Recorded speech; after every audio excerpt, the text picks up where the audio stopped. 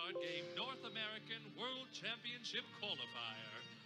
For those of you who don't know me, my name is Maximilian Pegasus. I am the creator of your beloved card game and the host of this weekend's World Championship Qualifier here in Chicago, Illinois. You are all talented duelists, and I am truly impressed with your abilities. I know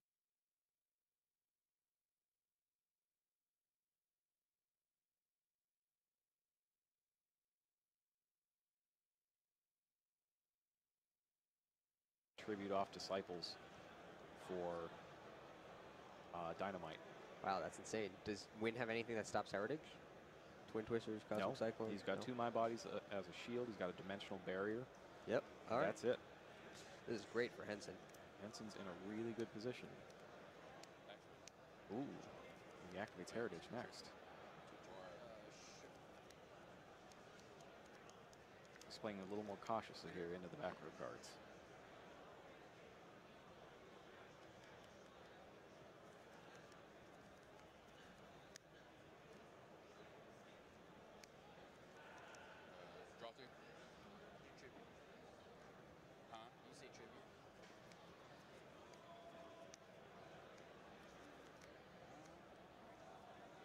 Let's bring up Heritage.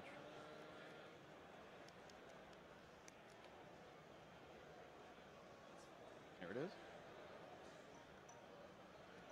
I think the issue is he said tribute when he meant to draw. I thought he said draw two. Like that would have to be something you go to instant replay for, which we don't have here. But I could have sworn he said draw two. I don't know what he said.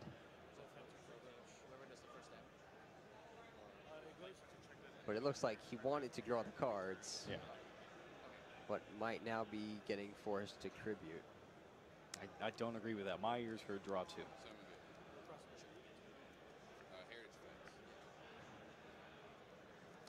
I definitely didn't hear tribute. But, well, this is the way it's going to play out, unfortunately for Henson. Activate the Desires. And now that time has been called, he's going to need to get some damage in. Oh, he draws Maxi. Maxi is fantastic and right now. Maxi and Masterpiece, and he's still got the Disciples. He's still got Disciples, so he has another tribute summon. And he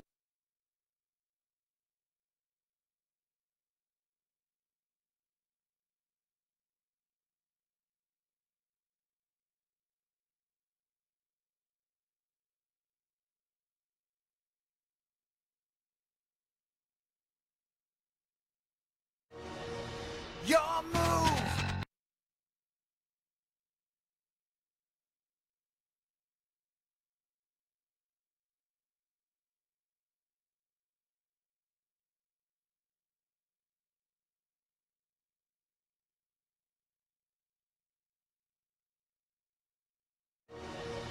Your move!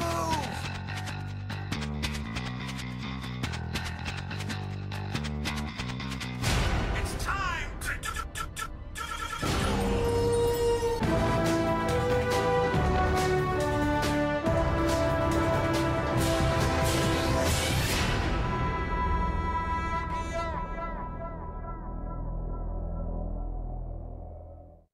Hello, everybody, and welcome to Mega Scorchers, the Standby Phase, Yu-Gi-Oh! All-in-One podcast. Today is July 9th, 2017, episode 44 of Mega Scorchers, the Standby Phase. And the national qualifiers are still going on, Gandhi. They're still going on. Long and strong.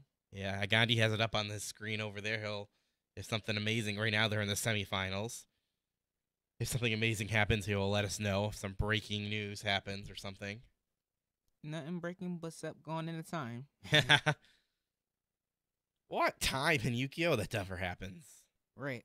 I'm still a little sick, boys and girls, so if I'm coughing, if I turn my head to cough, I apologize for the random silence or coughing you hear in the background. They know that we're so professional here. Mm-hmm. But, yes, we're back. Talk about Yu-Gi-Oh! Goodness and whatnot. We've been gone for 2 weeks.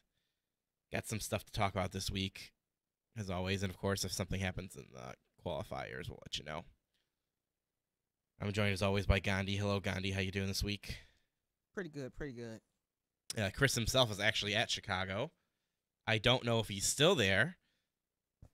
I assume not. I assume he's on his way back because I know he didn't make it to the. I didn't see him on the final stream, so I'm pretty sure he didn't win the whole thing. He probably got far though. I bet he made it top 32, right? Right? Maybe he did. I don't know because Konami doesn't fucking update their shit. I don't know what it is because I go to the coverage site and it still has all the stuff from Europe. It has nothing with today. So I'm like, come on, Konami, you did work so hard in Europe. You had all this shit you were updating constantly, and suddenly, then that happens. But hey, you know. That's how it is, I guess. But we'll start this off like we always do. What decks have we been playing? I myself have not been playing much at all. I have been mostly trying to play on Dueling Book to get ready for the new Link stuff. Trying to like familiarize myself more with the new mechanics. And I've been trying to get my simulators working with the updated one too. It's totally out there, and you can download it and add it in and stuff like that. But I am just failing at it at the moment, and I have to get that situated. But mostly I was just playing with like very basic decks to try to learn Link stuff. Of course, because of that, I'm getting creamed a little bit. But hey, that's okay. I need to learn the mechanics. That's all I need to do. How about you, Gandhi? What have you been playing? You probably been staying in this format still. Slightly a bit. Been playing my usual Monarchs, Kaiju Nerks, as I like to say, because I think that is like one of the main ways that Monarch should be played right now because of cards like Dryden and Masterpiece. Also, I've been playing my Evil Swarms every now and then.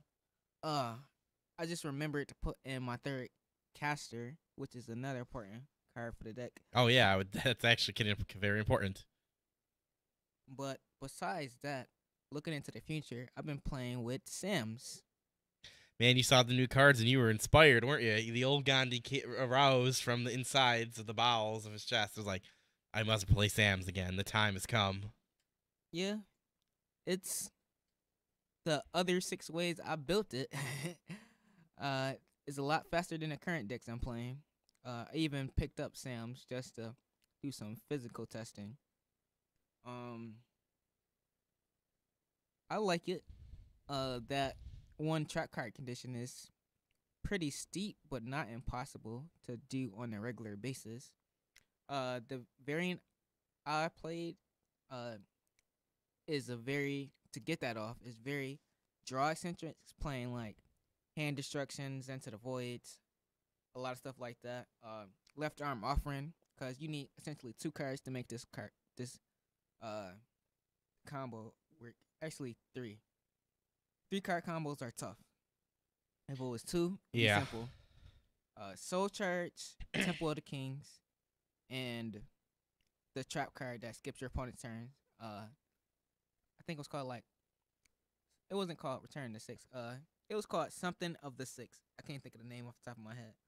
Those cards you use. Gathering of the 6 or something. It's that new one. Yeah, the new one. Yeah, Gathering the 6. I think it's Gathering. But that was been pretty fun to play. Also, I've been trying it out just like as a regular Sam deck. Just with the typical combos, and you rely less on the last way it was played. Like, the last time you played it, it was all Earth base. 90% of your monsters were Earth. Now you need all them attributes. Yeah, I really like they have a Blizzard. 6M has like a Blizzard type monster, like the Blackwing Blizzard that reborns a sand from your graveyard by just banishing the sand from your graveyard and or hand, or your graveyard or your field. I believe she's one of the best ones to promote OTKs as well as fix fields for that gathering of the 6M setup, and she's water. Also, you can asceticism into her through either I think it's what was the name? I think it's either Kaman or the red or blue, I'm bringing up the new cards now. I'm trying to bring up the list now of the new red ones. or blue. Six Samurai. I can't think of the names, but it was like the red and blue combo, which is necessary to run again to pop. But yeah, just getting the ratios of the new cards down was a biggie, just to see. But kind of found it kind of monster heavy too, but it's necessary because you essentially, if your deck is flowing right in just the general Sam fashion, you want to pump out monsters from the deck as quick as possible and at the same time dump them to the graveyard as fast as possible, because that's like basically the whole strategy. You don't really need your extra deck too much, but it helps in some instances. But that's what I've been playing. Sam seemed like a pretty strong and consistent deck going into Links and beyond. But right now, it's Fun status. I say local status. I can still build a decent Sam deck and win locals, no problem. But regionals, I'll probably get stumped. But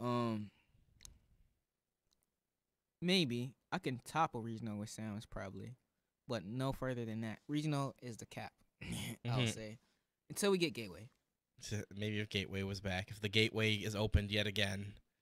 Yeah, my favorite card out of there is, or Tangent, the new Six Samurai that search out Six Sams and let you add them to him. The Stratos for Six Sams, but he's like a steep Stratos, 1900 attack, and when he special summons, you search out a Sam of a different attribute than what you have on the field, and add it to your hand, and you can use this as many times as he summoned. And I thought that was pretty cool. And Kaiser, something like that. yeah, Kaizen. Kaizen, there you go. Um, He's got the little guys on him. He's got the Yeah. little Sheen guys on his cart. yeah, the Sheen Squires. But the cool thing I use him with is Cunning, just to get extra plus out my deck. I really like that card.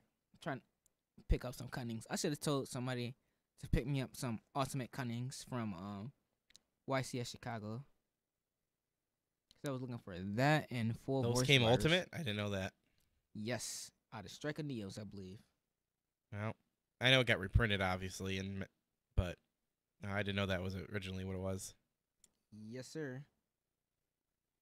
But that's what I've been playing. Been having a lot of fun with those, and there's so many plays you can do, especially when you get enough your graveyard set up for it, and like so many setups. But that'll be something you'll see in the future. Definitely. Definitely. Alrighty, so we'll get into our state of the game talk, all things we want to talk about this week. I'm going to get my little thing out the way first. Text on Yu-Gi-Oh cards. Alright, so with the latest, I think this is the first set that's doing this with the whole graveyard abbreviation and everything. I don't know if it was this set or the last one. This probably was this set. At least on the physical cards. I know the wiki and everything is updated since then. But, so text on Yu-Gi-Oh cards. I'm proposing at this point in Yu-Gi-Oh history, since we keep trying to make new problem-solving text to fix everything, I think they need to commit fully and just redo the whole text in the card. Obviously, my exact way of doing this might not be the best. I think they had to do a little R&D behind it, but I like the idea if they actually just went ahead and had cost that says the cost, then effect, and then has the effect it does. And if there's multiples, put the little dots. And let's say that there's effect like Tragodia, where it's got so many effects and some have costs, and have some don't, have requirements or whatever. For the dots, you can do dot one. Like you could put a 1 in the dot, and that would reference the costs from the first section, stuff like that. If their multiple effects have multiple costs, if they just have requirements like discard this card, and it's not a cost, it's just part of the effect, then obviously you just put that in the effects text. And then they can have a section maybe in the top above cost, maybe in the bottom for things like Quick Draw Synchron or the cards that have the specific things like I can't be special summoned or I can't be used for said this. They have a section for that too. And I think at this point in history, I would like if they would do that. Now, the one problem with this is, man, that would make things really rough for a little while because there'd be so much confusion in the beginning. But I think it would be worth the hassle in the beginning just to get going. Yeah, but it seems plausible. And also, doing it that way, it would, like you said, it'll lessen a lot of confusion and ruling disputes with card effects. Because it'll do exactly as you say, and there won't be not much to interpret, except for there will be times when people just, like I was talking to people at the shop about this. Oh yeah, same Crystal. Oh, cool. People will look at a card and only read a certain part of it and just interpret that as the whole effect, and not read it or get an understanding of it, most importantly, from top to bottom. I think even with changing it, it'll still happen, but hopefully through most of the consensus, it'll help the community as a whole. I like to think it would, and my biggest component to it is if they're doing so many of these little changes here and there, and problem-solving text is changing more and more often. Now they're just doing GY for Graveyard. At this point, why don't we just commit fully and just freaking change it up? Yeah, I guess they were just testing the waters out on it, cause like I would assume we get newer players every day. Not everybody's gonna know what GY means, but that's why there's other people to interpret, or hopefully within the next rule book, when we get the links, it'll just add these abbreviations. I'm going to check their website right now. If I just go to yukiocard.com, United States, and like go to rulebook, let me see. Do they even have a reference to make sure? Let's see. Also, the new links decks drops in 12 days. 12 days, yeah. No, it's still the old rule book. It doesn't even have the... So no, it doesn't make any reference to abbreviations. They have the Link Starter Guide up there, though. That is pretty neat. So I wanted to get a, I think that was up there for a little while, but I just noticed it. So go check that out. Yeah, so that's my little thing. That's my 2 cents on that. I just think that it might be time to do that. Actually, it might be even too late, because Link Summoning would have been the perfect time to do it. With all the drastic changes, Very much so. Well, maybe Konami will still do it. Who knows? So that's everything that I had on the docket for this week. I know Gandhi had a couple things. I know the first thing we have on here is the Battle of Legends Light Revenge came out. And there's some notable reprints in there that we wish to talk about. The big one I think that everyone would think is, at least everyone would understand why it's important. Minerva is finally reprinted. Yay. So everyone's going to play Lightswarm now, right? Yep, or some variant of Twilight. Or just do a cool Inferno build. Gotta mill extra cards, right? Yep, and Minerva is going to get that going for you pretty much. Very much so. Man, I can't believe that it took them it was like so long. Minerva was such a powerful card in terms of like what it could do. It's like if you had it, you would instantly had a better chance of winning with your Lightswarm deck. It's just if you had one. Yeah, and it does, or it was exactly what Lightswarm needed. It just took so long to get over here, and at that, Japan got it out of a super special edition like structure deck, and when it came over here, prize card. That made so many OG Lightswarm players rage so hard because they had to try more than hard to acquire one, or just happen to drop the $500+ on it just to get one. Exactly. And that's just for the super one. Oh my god. The ultra one, woo, he had got to win that. It had been a big event. That YCS. Yeah, you gotta win it at that point. Yeah. Other ones that I thought were notable.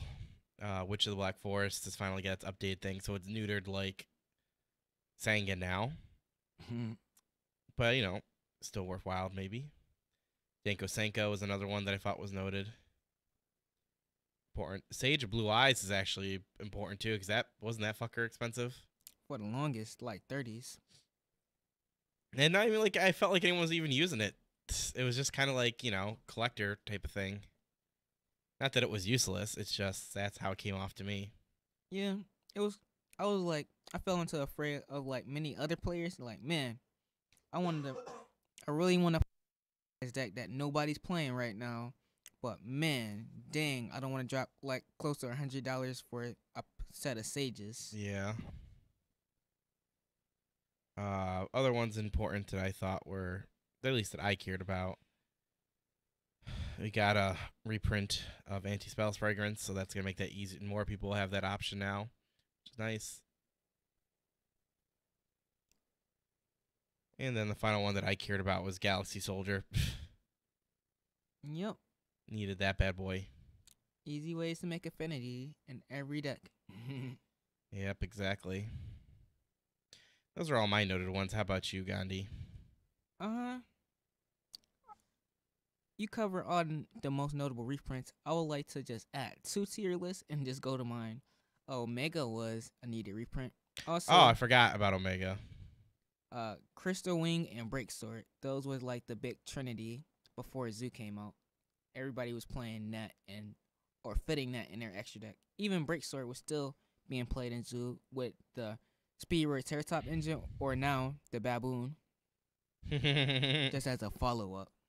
But I like more than the reprints. There's only one reprint I like, and you already mentioned that it was the Minerva. That's it. As far as everything else, I'm more interested in the stuff that got imported over here, like Giant Rex. It's good for dinosaurs. The Double Evolution Pill. I think they got that out of like their series pack 17 or 18 or something like that, or probably like a gold series that we. Oh shit, Giant Rex! I know what this is. That is going to help dinosaurs out quite a bit. Also, as Double Evolution Pill, and another Jurassic card. It's a trap card. I can't think of it off the top of my head. I think it's definitely worth the box if you can see it or find it. What else? Other cards of notes that I really paid attention to was the Time Lords. I don't know, like how I've been talking to Matt about this during the pre-show. I've been waiting on this since Tag Force 5. That came out so many years ago. Time Lords. Always wanted to build a Time Lord deck. It was on my bucket list of things to build. But I think when people get hip to it, it has changed the way how we play. And the Time Lords is another deck that don't need an extra deck, but it can go into it if they ever so want to. Which is always nice. Yeah, it'll be a bunch of like rank 10s. Another way to play rank 10s. But I want to do something cool with like Mound of the Bound Creator and just obliterate type fields and do extra damage. Are these all the Time Lords, or are there more beyond this?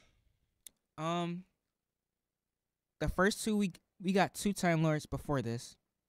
Cephalon and Meteon.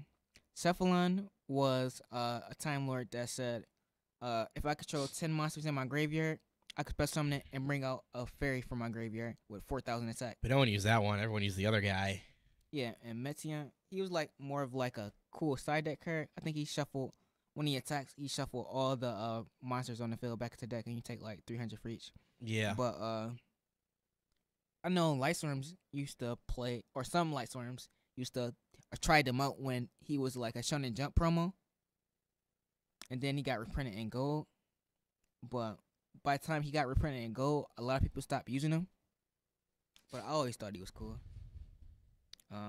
Might want to try him out again in Light Storm or Minerva Storm, because I think isn't Minerva a fairy? I think so. I'm gonna check right now. If she is, you probably can bring her back with him, and then pop her, and get the draw effect. Minerva is a fairy. Pretty dope connections. So I think there's about there's one of every element. I think there's isn't a dark one. That's it. But that's what I was psyched about. And there's new Raid Raptor cards, but not too big on a Raid Raptor player, but I think it's interesting. I like the Force Tricks reprint for Black Wings. Oh yeah. Had everything necessary except for the Chambara. That's still gonna be expensive. Also, Artifact Sanctum is reprinted in this as well. Just make a top 10 list, Matt. Top 10. Top Ooh. 10. Ooh. But I will say this is one of the best side sets ever printed. Yeah, it was pretty good. This is a lot of good reprints. This is like that. This is like Duelist Saga almost in terms of how many great reprints are in it. Yeah. And I will say this. I swear Konami going in a different in a direction that away from like a pay to play type game. I swear they're trying to ease away from that slowly, but not indefinitely.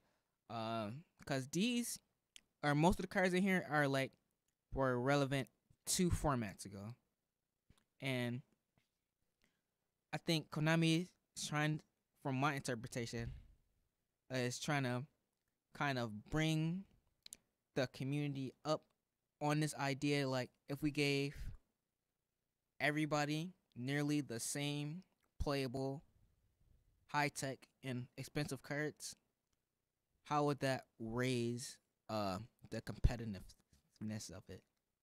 Like, if I gave you the same cards as I had that you didn't have previously, how would that balance out the playing field? That's what this set screams. If I had the same cards to win as you, how would you utilize them? Yeah, and Konami's always been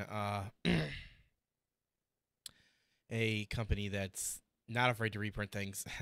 So that's good that they're, yeah, you know, now you think about it, they have picked up the pace in some of the reprints recently with these side sets.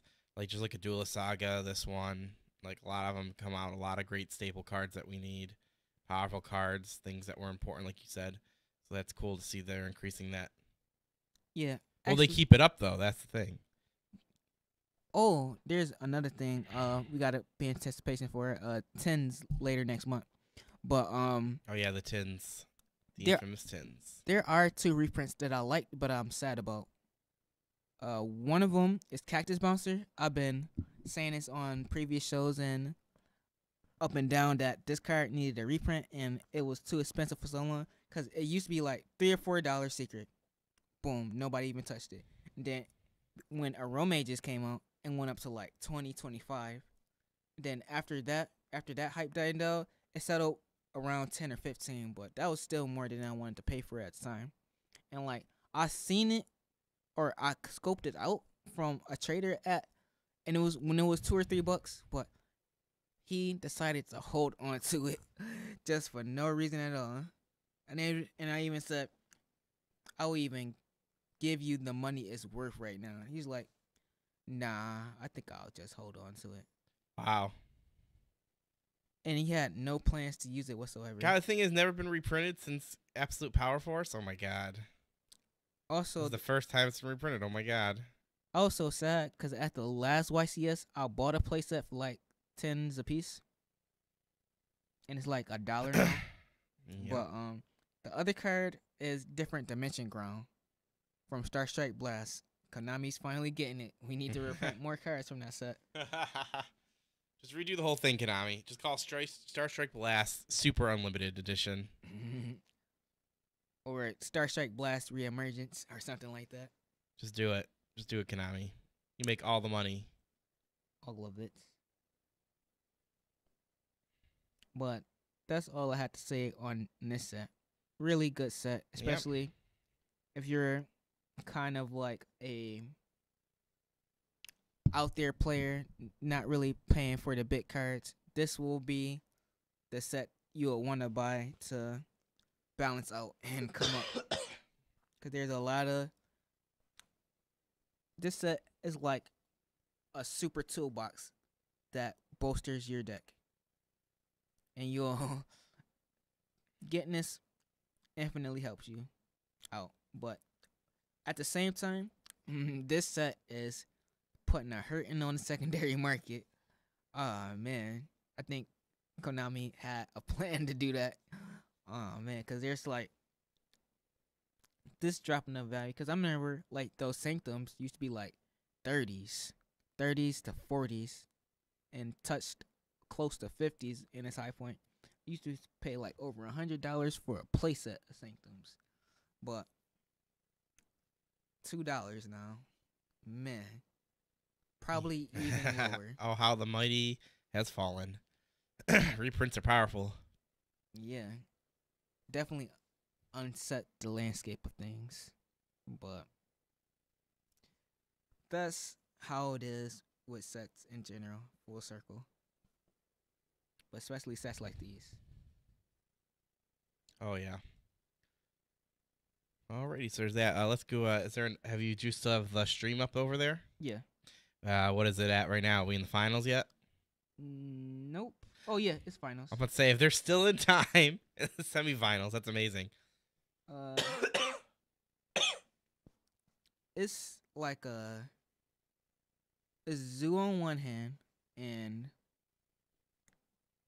another. It's Zoo versus True Draco Zoo. So the finals is the same as the semifinals then. Yeah. All right, let's do our predictions now. I think Pure Zoo is gonna win.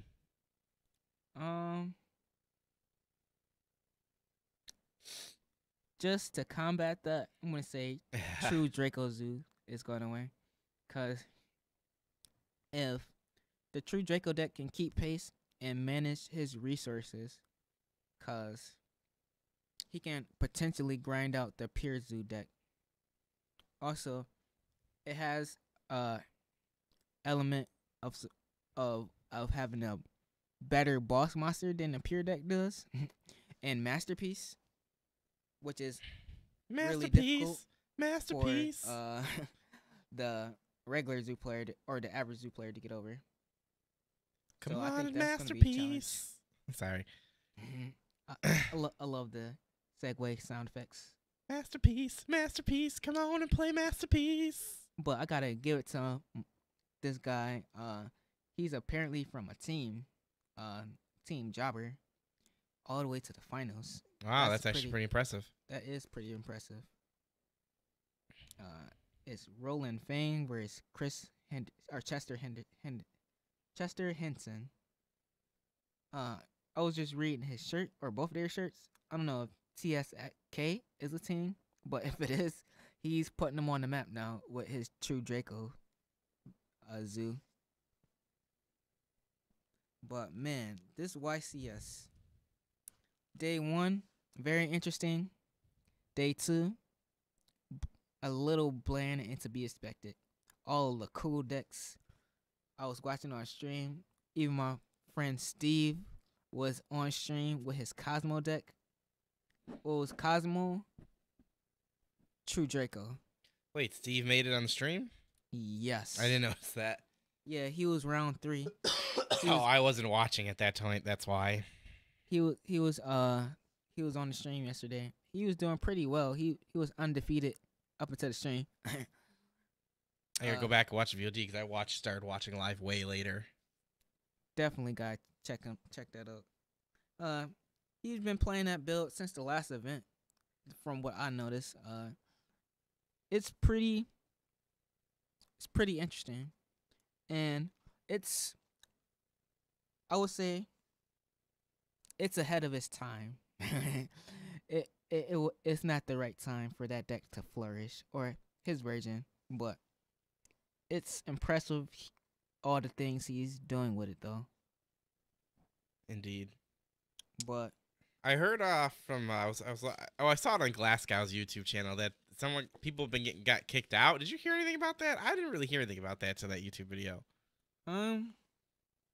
Me neither. Just when you told me about it. Yeah, Yeah. I'm gonna follow that up next week because that seems, I don't know. The problem when you see like one person do a YouTube video about it, it's like I don't really know. Just crickets. Chirps. Yeah. But another thing from the other thing I've been hearing from people is like this was like a really long one. A lot of people going into time.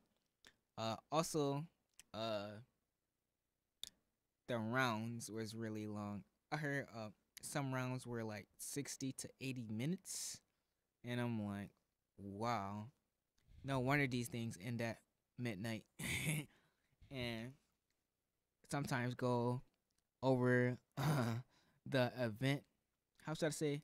The event venue time. They're turning off the lights. Like, you Konami people got to get out of here. Right. I'm like, we still got this. I don't know who's writing a check for the extra 2 or 3 hours, but man, and like, heard they was like doing like paper things on the wall, and everybody would bum rush, and we had like a high number. What? Wait a second. The national qualifiers are putting paper on the wall.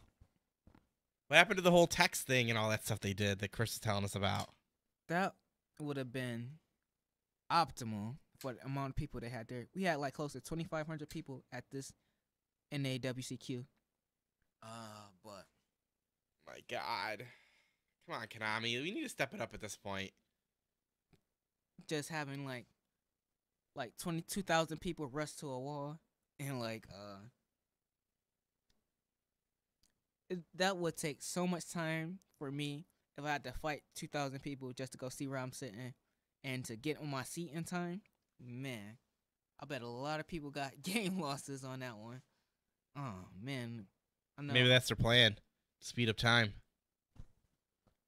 Hopefully, but it didn't work that well because there was still a lot of people going into time and like getting to the next round.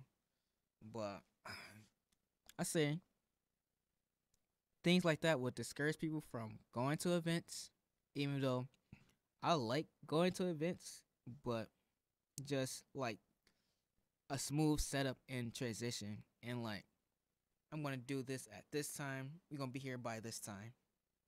If it doesn't flow, not a lot of people are gonna be happy with it. Hey. The paper thing's fine as a supplement, but man, what happened to the whole? They need to do the whole. They need to make an app, a companion app, like Chris was telling us with the whole text messaging thing and all that stuff. They had the computer sign in. Like Chris told us these stories about the other. They have some of these things, but I don't know what decides what they bring and what they do and what they don't. You know? Yeah. It'd just be a lot easier. They can just register in their phone, and like when the next round up, a guy or the people, you could just type it in at the head computers. It's like boom, generate, and then everybody get a message. Go here. That will make life so much easier for most competitors.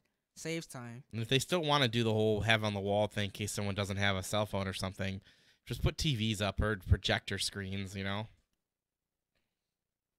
Yep, that's another way to alleviate it. But I say the paper thing in that case would still probably be the best type thing. Yeah, still have it. It's nice to have options. Because if so many people, you could spread people out that way. Some people just look at their phones and they won't rush the wall. Some people will still go to the wall. Some people look at the TVs. Like, options is good. More the better. Yeah, just have like a projection on like a big solid white wall. Like, bam. I just gotta just look. Don't have to bum rush it.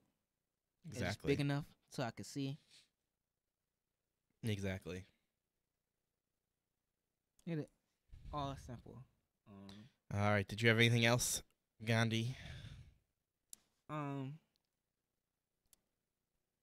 got the full story on it, but it'll be interesting to see what top 64 was. I already have an idea what top 32 is. True Draco, Zoo. And probably let me recant that. I would say 35% True Draco Zoo. Okay. 45%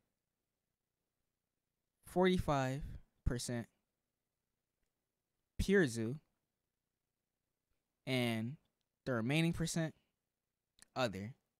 And I say that remaining percent is like 10%, which is probably be like 2 or 3 decks. One of them being, I think, Winwich variant, and the other being like, I really want to say True Kings, but they've been having a hard time lately topping events. Bring back Periozoics. Someone do it. We can only hope. The Paleos. I don't think anyone showed up with Paleos there. Probably. If they But- did, not top 32. It would be cool if like a Spyro deck snuck in or something like that. No, yeah, I think they that would be really cool. 'Cause that's another deck that I like. I like the whole concept and theme of it. But Yeah, Sylvans, they looked at their own deck. Spirals look at your deck. exactly. But it's the diversity you'll see that some decks tried and managed in top 64. After top 64, it's pretty much 1 or 2 decks for the majority of it. Which makes sense if it's the most powerful and popular deck. Yeah. I'm like, over the past few days, I've seen so many Zodiac versus Zodiac or True Draco versus Zodiac. It wasn't even funny.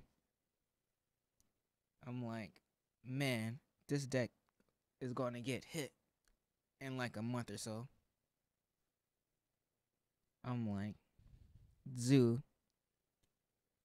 And Japan did the absolute nerfing of it, and it's still being played.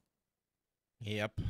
I'm like, is we gonna go to Japan now route and just occasionally nerf it in intervals, or are we just gonna flat out give certain cards the ban hammer and just be one up Japan and saying, no, we don't want you to play this deck anymore.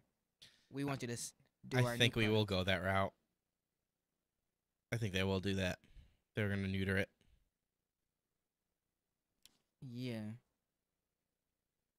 And I'm like, about time. Because I'm thinking people are starting to get a little sick of the deck. But I didn't really mind it too much.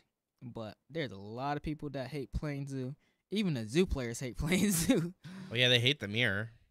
Yeah, because I was talking to another Zoo player. It's like, yeah, this deck is getting hit, but the reason I play it is like it's the only way I can compete.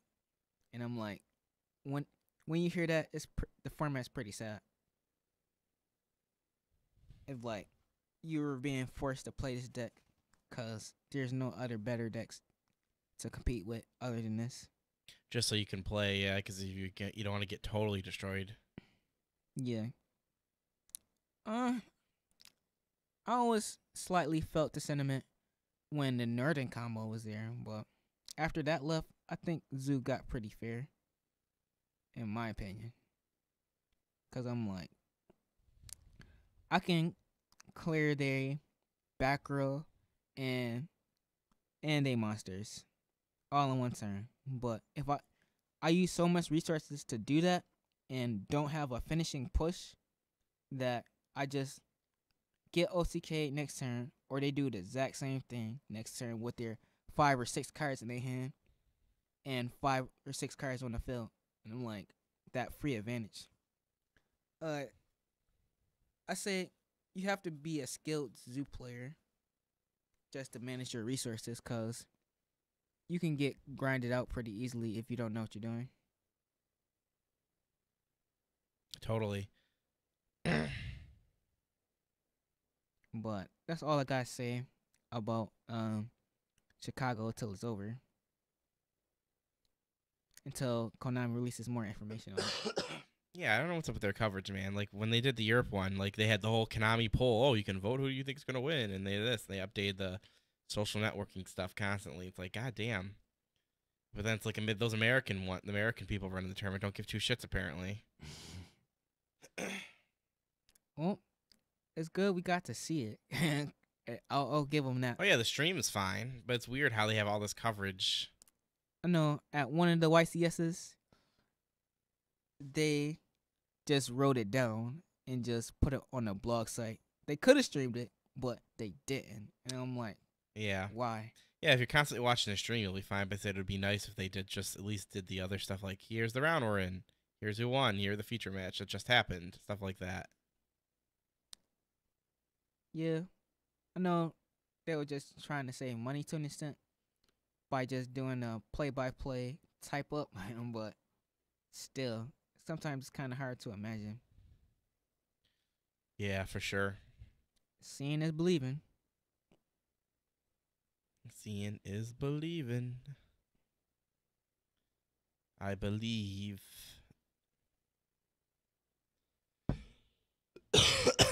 Well, is that all we got for State of the Game this week then, I guess? Yeah, could leave it off at that.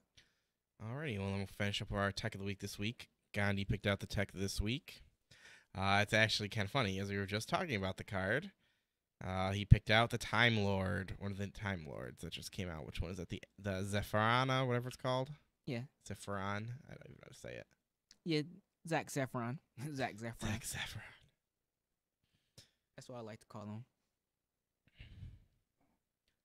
That was a pretty cool one. It's the water. It's the water one. Obviously, it's fairy. It does the cool thing where obviously it can't be special summoned from the deck. And if you control no monsters, you can control summon this card without tributing. And it cannot be triggered by battle or card effects, and you take no battle damage from attacks involving the card. Pretty much how they pretty much all say that part. But this one is at the end of the battle phase. If it battled, you could shuffle all the spells and traps your opponent controls into the deck. And then if this card was sent from the field to graveyard, you can draw one card as well. And also, once it turns during standby phase, shuffle this card into the deck. Yeah, the usual. So pretty cool. It's the one that eliminates all the spells and traps pretty much. Gandhi wants his heavy, well actually he wants Harpy's Feather Duster in Giant Trunade form, but sends it to the deck. Yeah, but I picked this because like it's a really good tech against the True Draco matchup, which is more than half of most of the events of this current format.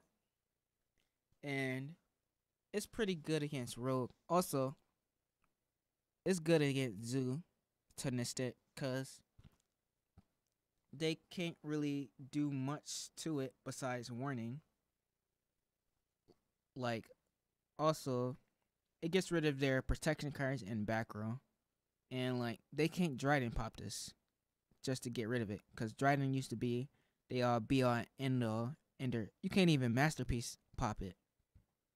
So, it's like, if you don't got the Solemn, it takes a lot of the advantage you accrue. And most of the time, they accrue free advantage, like playing the Card of Demise, set 5.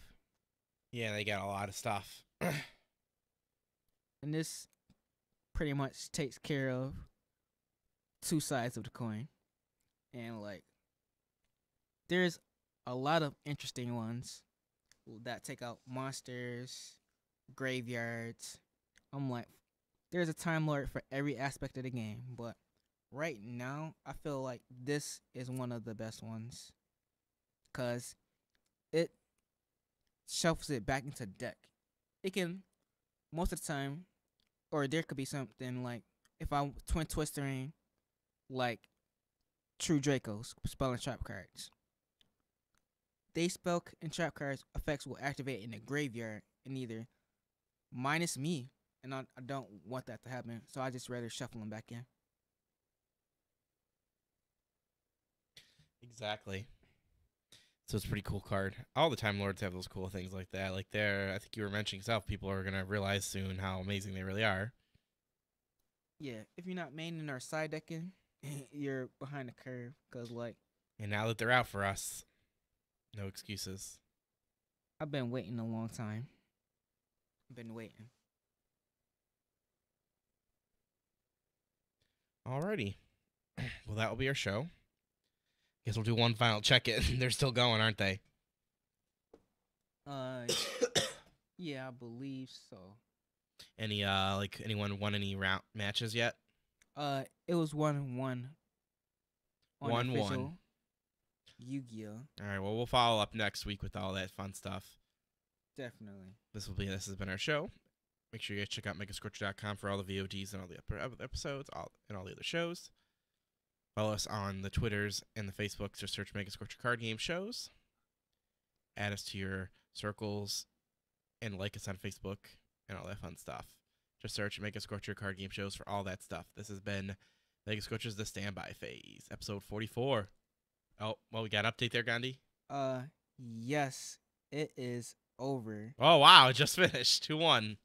I think you were right on the zoo, but we're gonna go into great detail of how and why this deck is the most dominant.